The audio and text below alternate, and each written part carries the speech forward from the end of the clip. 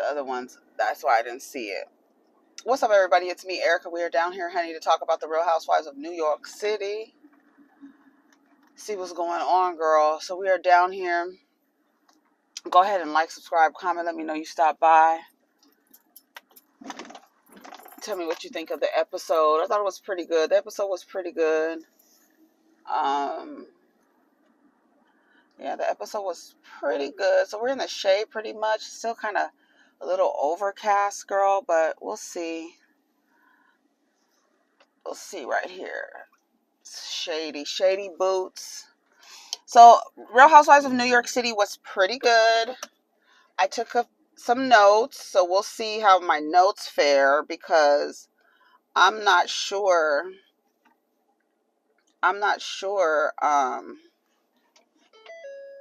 if I took good notes, really, honestly. Go ahead and like the video, subscribe to the channel, share, timestamp, get your merch. It says choose better, chose me. That's what it says, if you can see it. Those are available in all different colors, and yoga mats, bottles, tote bags, all of the little things to have something. So it says choose better, chose me is what it says. I think I'm going to take off the choose better, and I think I'm just going to keep chose me on there. Okay, so let's go ahead and talk about Real Housewives of New York City. Didn't I tell y'all Brynn is going to get herself in trouble? That flirting, that over-the-top, aggressive flirting, like you're worse than Samantha Jones, child. Like it's not, to me, it's not cute. I mean, I like a subtle flirt, a little coy flirt. I mean, it's okay to be aggressive sometimes, assertive, I should say, but I think she crosses the line. I think she crosses the line, and I think it's going to get her in trouble. And I said that already. I think Abe, is that his name? It took me until almost the end of the episode to realize what his name was. But he handled her pretty well. Bitch, that was hot. I knew it was going to be hot. I just made it. I was trying to sip it, and too much came out. Okay. Brynn and Jessel are shopping for Erin's party. Erin is going to have a 10th anniversary party, 10-year anniversary party with her husband, Abe. They are friends who like to have sex. That's what she said, basically. They're really good friends. They have a really good relationship.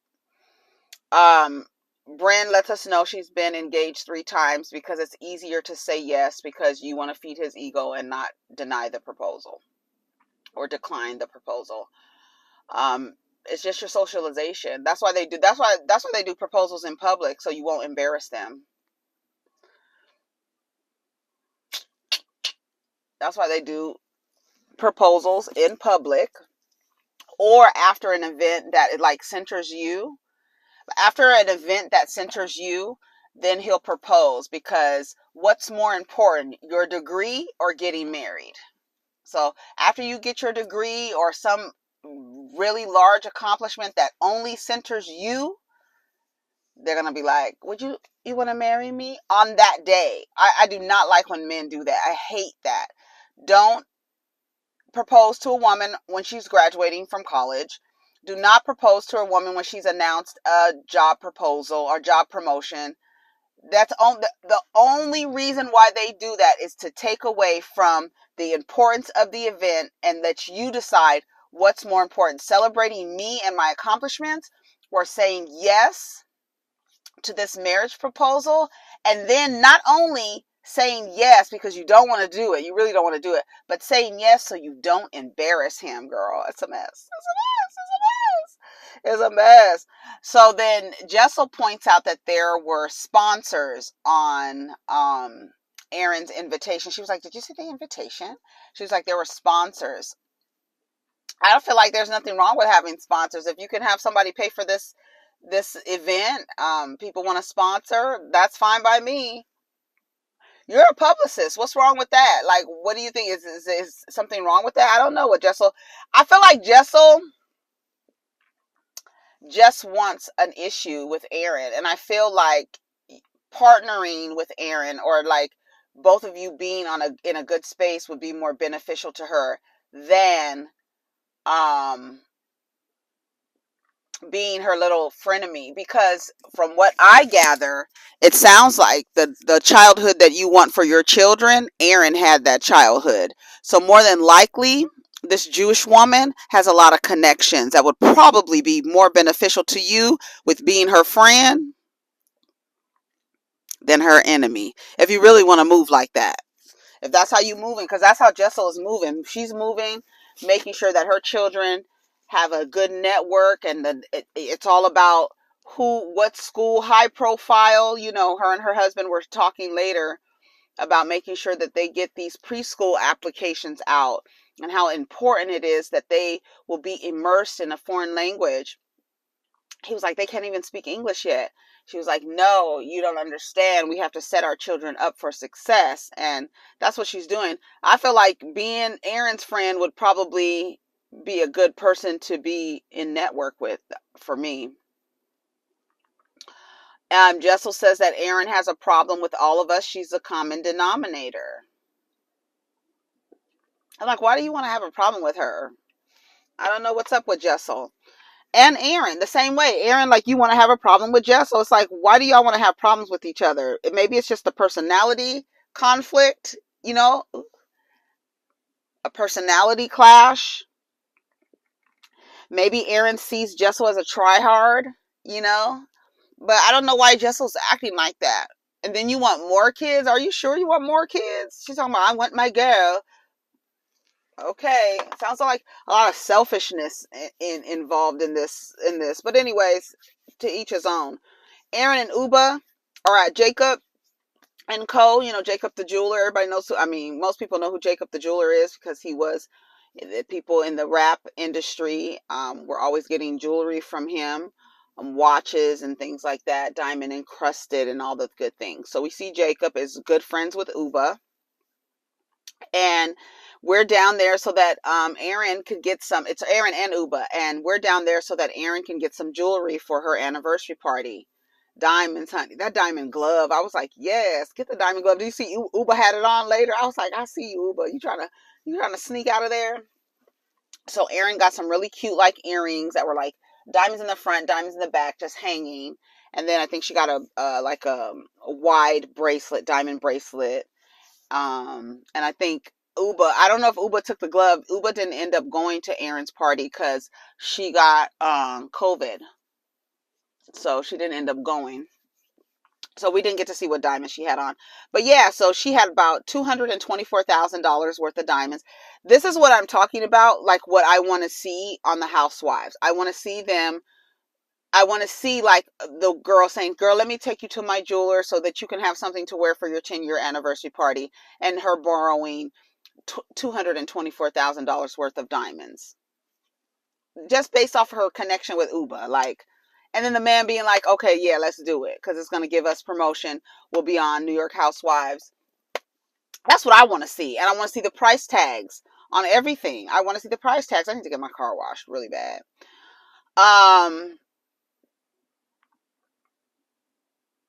Jessel supports women, yet calls them cackling hags, right? So Erin is going to hold on to this cackling hags.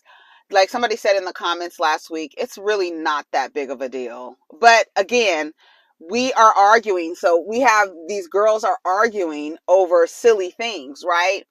Caviar, cheese, being called a cackling hag, right? And holding on to that. Jessel says she's let it go. She doesn't want to talk about it anymore. It's over with. It's over with. We're at Jenna's apartment. She says, since leaving J. Crew, she's been really getting into interior design. And she has a friend named Emily who she's going to design for. They started off as somebody trying to hook them up, but they realized they made a better friend connection than a love connection. She talks about her Love Scene eyelashes. I have 2 pairs of Love Scene. I bought them. Specifically, but I don't want to put them on until I dye my hair, because I'm, new lashes, okay?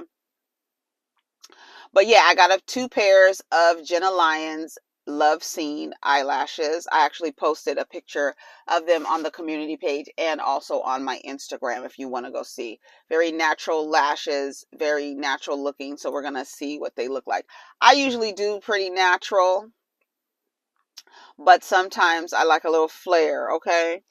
You know what it is. So I think interior design, I've been watching Jenna Lyons on YouTube over the past few weeks and different clips of her, and her home is really like, her design taste is really, she has good taste. She has good taste. Um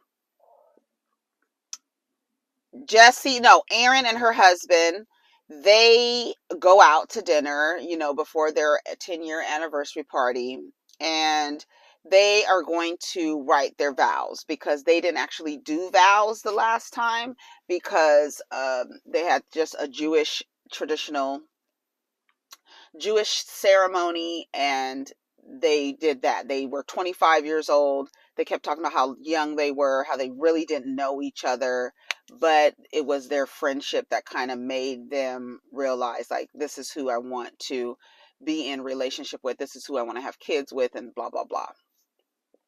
So they're 10 years strong. But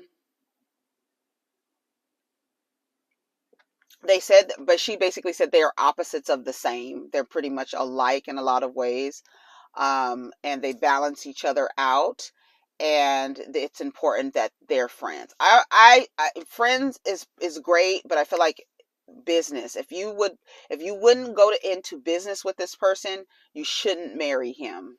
You shouldn't marry. I feel like if you don't think he's going to be a good partner, like Sai has a good partner over there.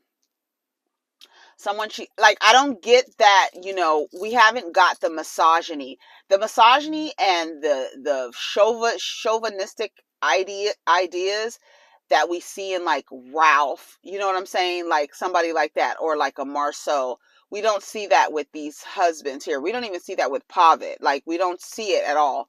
um we see them being supportive. We see them sitting down, giving like sound advice. So it's important who you choose as a partner, because that person is going to be, helping you with decision making. And hopefully, and that's one of the main things I think it's very important in all relationships, no matter the dynamic, is that it's a collaborative and cooperative relationship.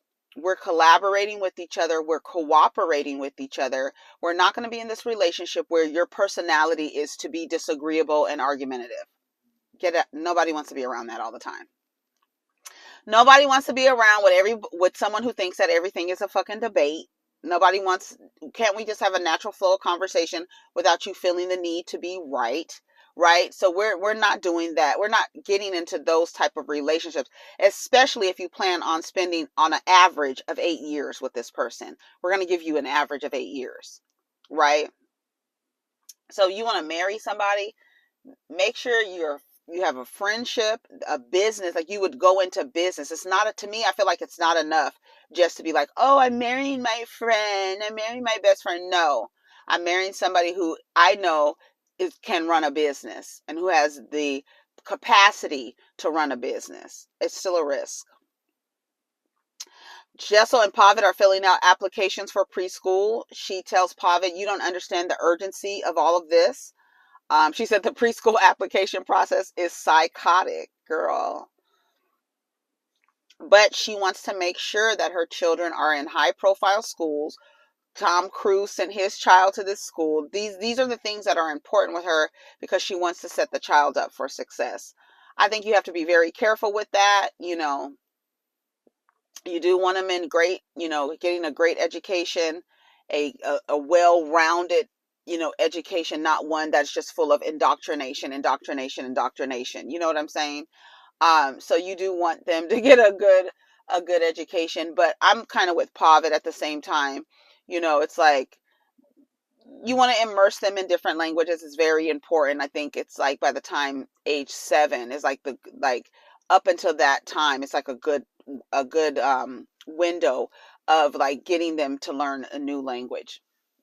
younger kids, they can learn a lot of different languages. It's important. Chinese is an important, along with Spanish.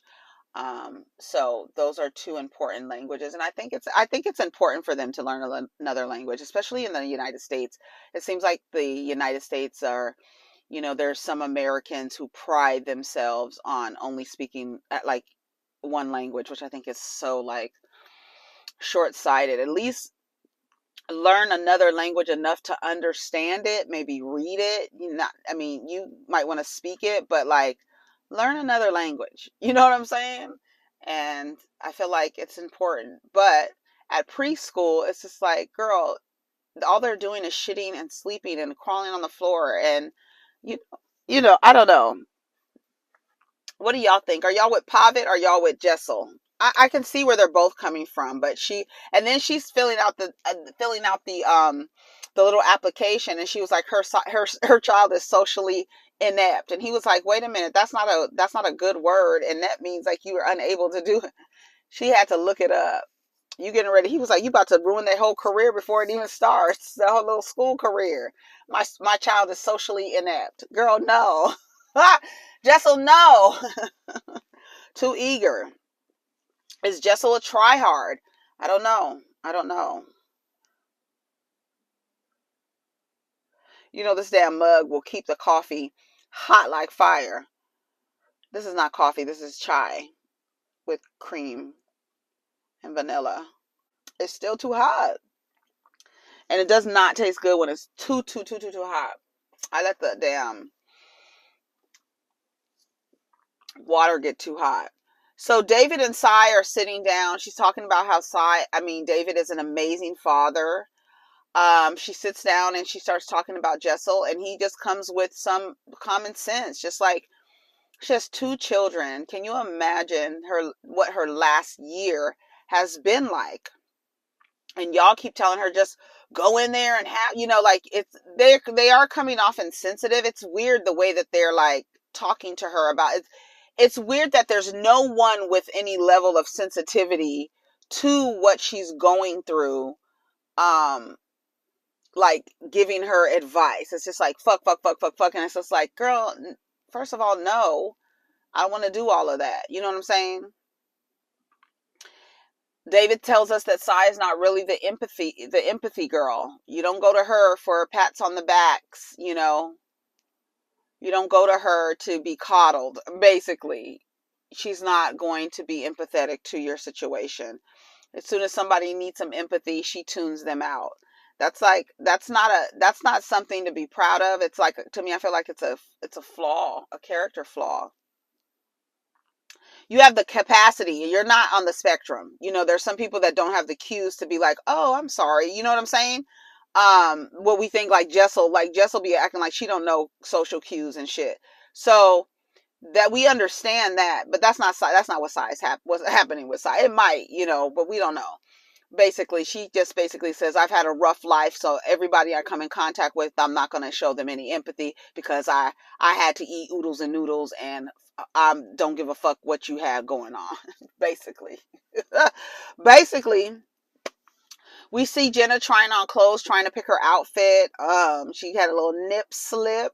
Erin and Abe are catching up, and he's asking about the women and what, the women are going to be. Are the women coming? And he's talking about Brynn and saying that there will be a lot of men there for Brynn. Ubah ends up calling on FaceTime saying that she has C19, so she is not going to be able to make it to Erin's party. She's going to have her party at Hall de la Mire. It is a old bank, which I love old banks. I love the way Nicole from Miami had her party at an old bank. We love it. We love old downtown banks downtown. The old structure, the way it looks, it looks cool. Her father brings his girlfriend. I was kind of shocked because I thought her parents were married. Who is this woman? She was like, at least she's like of age. And usually they're pretty young. Jenna shows up.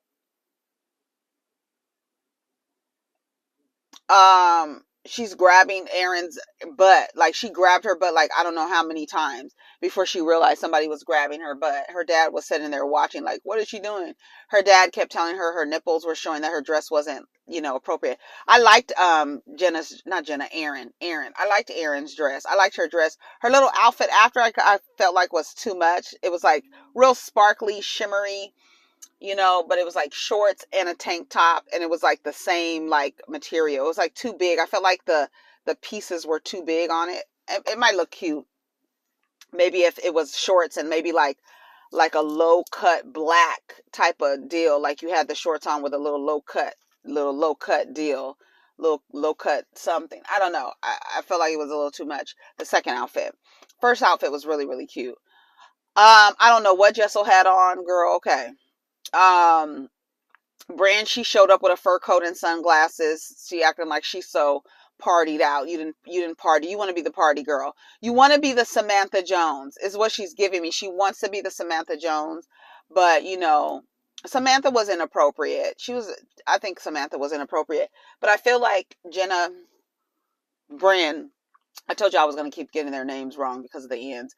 She is doing the most, and I told y'all she's doing the most, and her flirting goes overboard. Like you're on the verge of being, somebody saying that you're harassing them. Like the way that you go overboard, and you think it's okay because of how you look, but it's not okay. The same way the overt flirting would not be okay for a man to do. I don't know. It's just not my thing. It just is like, oh, it's kind of cringy. It's like, girl, settle down. Like, bring it down. You have, first of all, the need to flirt with every man that comes in your path is, it's, I don't know if that's, a trauma response. I don't know. Everybody has the reasons why they do the things that they do, but it's a lot. Sai shows up. David had to stay back because the babysitter got sick. Brynn is complaining about the party, saying that it's boring. Meredith Marks and what's her son's name? Houston. What's his name? Doesn't he have like a last name for a first name? I don't remember his name. But her and her son are there at the party. Brynn is flirting with Abe. She says, she was saying something. Don't say my name when you get up there and do your vows.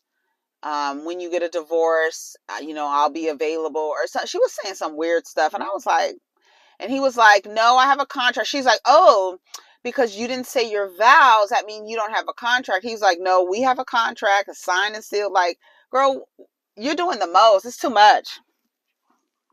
I don't like it. I don't. I don't.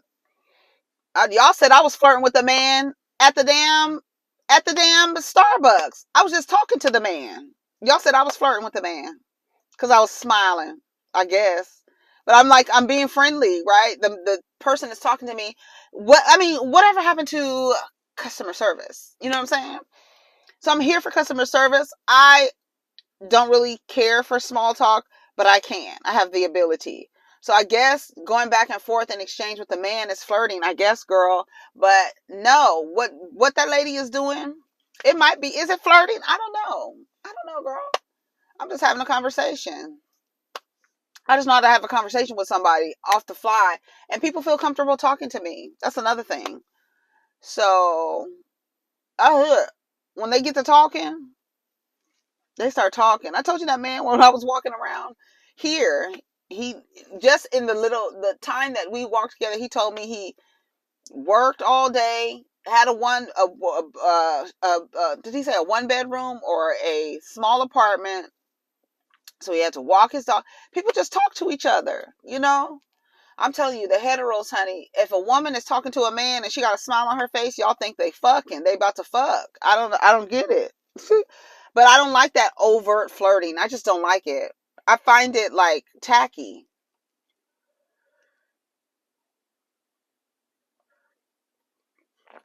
Like I find it tacky. I do. I just find it tacky. It's too hot. She was like, that's messed up. I'm ripping her party and flirting with her husband. Right, girl. Jenna was like, she's single again. She's making moves, honey. Um, they asked her, would she sleep with a man? She was like, the right one, girl. Good luck. And she says she broke up with her girlfriend, so she's a little, Sai was like, oh my god, are you okay? It's I feel very protective of you, this and that.